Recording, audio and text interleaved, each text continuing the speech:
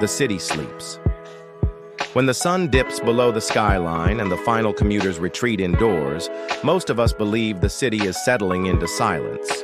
But outside, beyond our lamplight and behind forgotten corners, another world awakens. A trash can rattles, then a masked raccoon lifts the lid. A fox glides across a playground. Rats dart between the subway grates. Perhaps the most recognizable of the night shift is the raccoon. Clever, nimble, and astonishingly resourceful, raccoons are the true opportunists of the urban jungle. Garbage bins become buffets. Drain pipes and attics and abandoned buildings become luxury apartments. And raccoons are not alone. The red fox, once thought to belong to countryside fields, now prowl inner cities worldwide. In London, estimates suggest tens of thousands of foxes roam at night, trotting casually across crosswalks, curling up beneath garden sheds, or sneaking through parking lots under the glow of CCTV cameras. And then, of course, there are the rats. Survivors among survivors, New York's subway rats, Chicago's alleyway rats, Paris's cafe rats. They are the quiet recyclers, cleaning up the scraps of human abundance.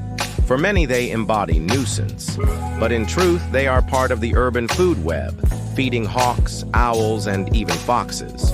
Silent hunters. A kestrel perched on a billboard above the traffic lights and rooftop gardens. In the concrete jungle, shadows take flight.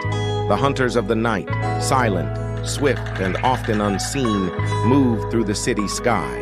Owls with wings that slice silently through the air have made surprising homes in urban parks and cemeteries.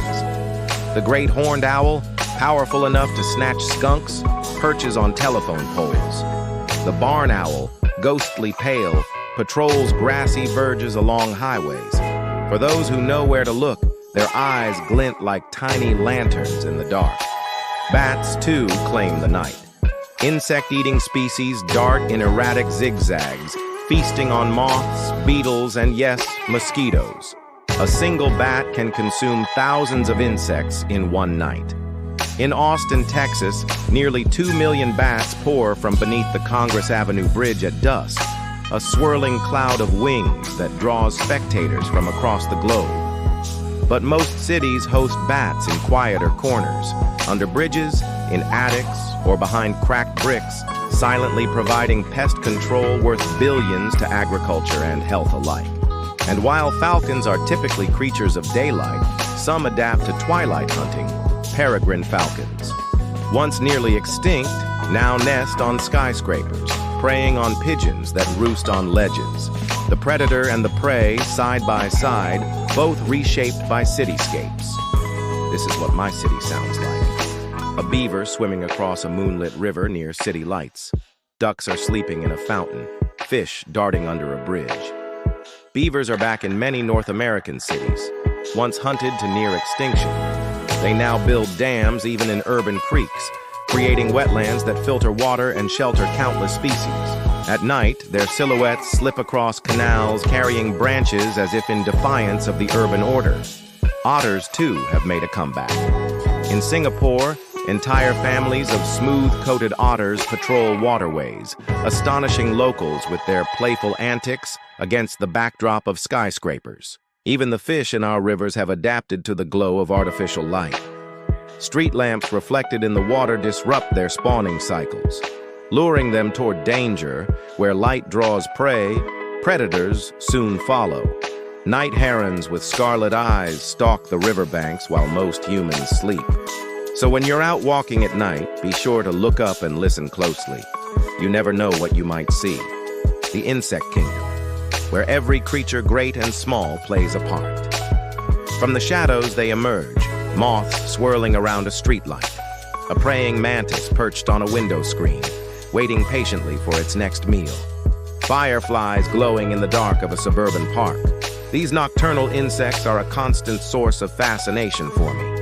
Their world is one of darkness and light, where shadows dance and fireflies flash their cryptic messages. I'm captivated by their resilience, their strength, their beauty. Crickets chirp their evening chorus as the sun dips below the horizon. Fireflies, also known as lightning bugs, flash their coded messages to attract mates, and spiders spin their webs under the glow of lampposts, waiting to ambush their prey. As the night wears on, bats swoop in to feast on the insects, thinning their ranks. But the show goes on. Even the smallest struggles, unseen by most, unfold nightly beneath the streetlight glow. So next time you're out after dark, look up, listen closely. You might just witness the magic of the insect kingdom. For centuries, humans have imagined cities as fortresses against nature. Yet the truth is unavoidable. Wildlife is not outside our walls. It is within them. Sometimes these encounters delight us. A family of foxes in a backyard den can become neighborhood celebrities. Owls in the park draw late-night bird watchers. Otters in the river spark national news. Other encounters stir conflict. Coyotes slipping into suburban yards, raccoons raiding trash bins, or rats overwhelming restaurants spark frustration and fear. These creatures test the boundaries of coexistence, but coexistence is inevitable. For every coyote that chases a jogger, there are countless birds cleaning up pests, insects pollinating night-blooming plants, and scavengers recycling waste. Our cities, whether we admit it or not, are ecosystems, and we are just one species among many. Science in the shadows. Researchers with night vision cameras, thermal imaging of bats, and a GPS collar blinking on a fox at dawn. How do we know what happens after dark? Well, thanks to the dedication of researchers willing to venture into the shadows, we are learning more about urban wildlife than ever before. Camera traps hidden in alleys capture the secret lives of coyotes moving through neighborhoods while humans sleep.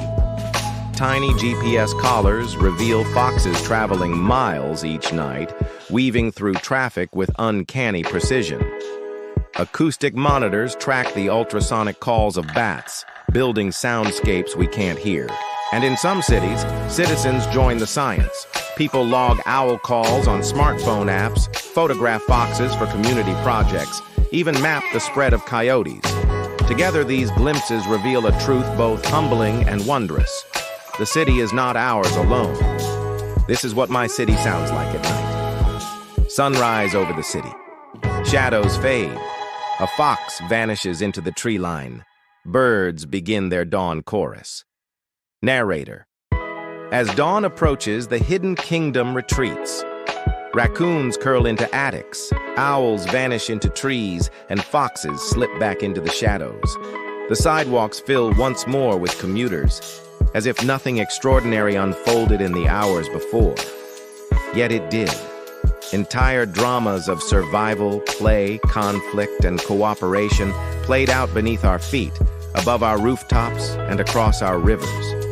What lurks in your city once the sun sets? The answer is not menace, but wonder. Cities are more than concrete and glass. They are landscapes of adaptation, resilience, and surprising beauty. And in the quiet of the night, when we imagine ourselves alone, we are in truth surrounded by neighbors.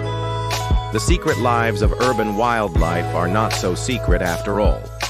We only need to open our eyes and listen to the world that awakens when the lights go out.